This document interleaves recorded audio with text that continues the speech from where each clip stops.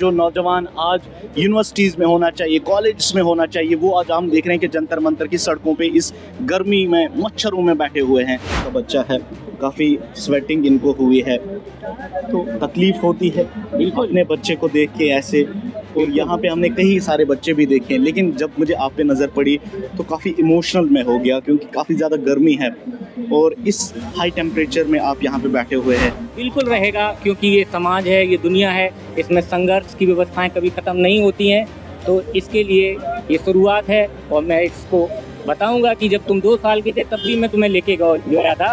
आज तुम्हारी जिम्मेदारी है कि तुम जवाब दो, खड़े हो और ज़िंदा होने का सबूत पेश करो अगर दुनिया में ऐसे संघर्ष होते हैं तो। हम आपको सैल्यूट करते हैं कि अपने बच्चे को लेके आज आपने एक मिसाल दी है कि जब किसी निज़ाम को ठीक करना हो, बेहतर करना हो, तो वो सबसे पहले अपने घर से शुरुआत करें। लगातार हम देख रहे हैं जंतर मंतर पे मुल्क की मुख्तलिफ रियासतों से आए हुए लोग यहाँ पे हम देख रहे हैं कि बुज़ुर्ग, ख़वातीन, बच्चे, नौजवान पीढ़ी जो है वो यहाँ पे सरापा एहतिजाज हैं। और इस वक्त मैं आपको बता दूँ कि जंतर मंतर में मैं ऐसे ही घूम रहा था और मुझे यहाँ पे नज़र पड़ी, और जब मैंने इन भाई को यहाँ पे देखा, एक छोटा बच्चा, नवजात बच्चा जो है वो इनकी गोद में था और इनकी वाइफ आप देख सकते हैं राइट साइड में है।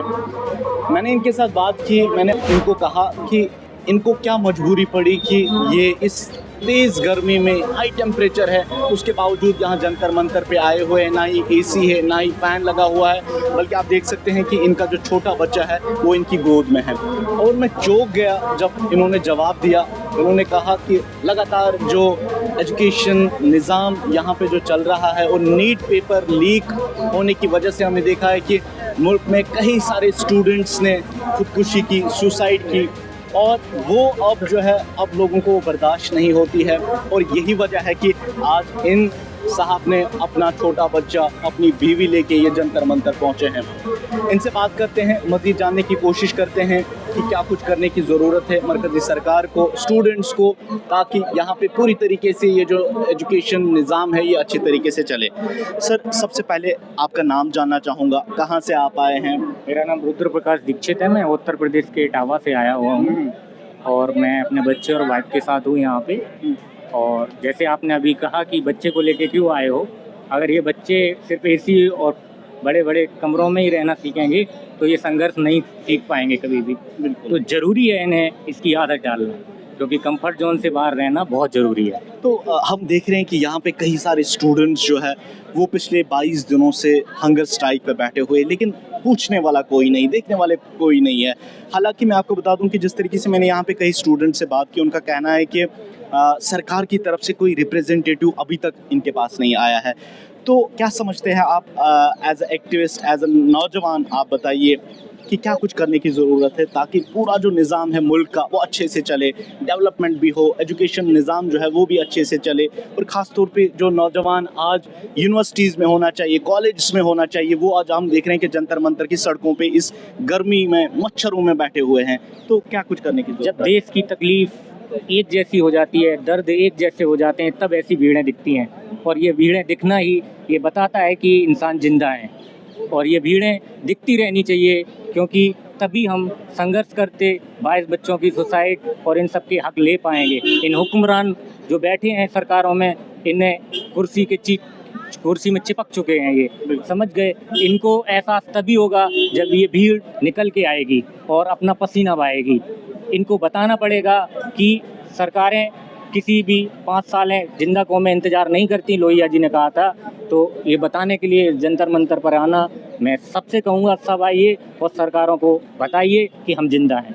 सर, आपसे ये भी जानना चाहूँगा, जिस तरीके से यहाँ पे स्टूडेंट्स डिमांड कर रहे हैं, धर्मेंद्र प्रधान जो यूनियन एजुकेशन मिनिस्टर है उनका इस्तीफ़ा मांग रही है, आपको लगता है कि उनके इस्तीफ़े के बाद एजुकेशन निज़ाम यहाँ पे ठीक हो सकता है? देखिए, मैं ये नहीं कह सकता हूँ उनके इस्तीफ़ा देने से व्यवस्था ठीक हो जाएगी, लेकिन ये एक प्रचलन तो शुरू होगा, ये तय तो होगा कि अगर कोई काम नहीं करेगा तो उसको हटाया जा सकता है। तो इसकी शुरुआत करने के लिए उनका इस्तीफ़ा देना बहुत ज़रूरी है, और इससे ये जिम्मेदारी तय होगी कि आगे कोई काम नहीं करेगा तो जनता खड़ी होगी और कॉलर पकड़ के उसका इस्तीफ़ा ले लेगी। तो सर, हम देख रहे हैं कि यहाँ पे जो आपका बच्चा है, काफ़ी स्वेटिंग इनको हुई है, तो तकलीफ़ होती है बिल्कुल अपने बच्चे को देख के ऐसे। और यहाँ पे हमने कई सारे बच्चे भी देखे, लेकिन जब मुझे आप पे नज़र पड़ी तो काफ़ी इमोशनल मैं हो गया, क्योंकि काफ़ी ज़्यादा गर्मी है और इस हाई टेम्परेचर में आप यहाँ पे बैठे हुए हैं। थोड़ा सा इसके बारे में बताइए। बिल्कुल, ये पसीना ज़रूरी है हमारे लिए भी, इसके लिए भी, क्योंकि ये शुरुआत है।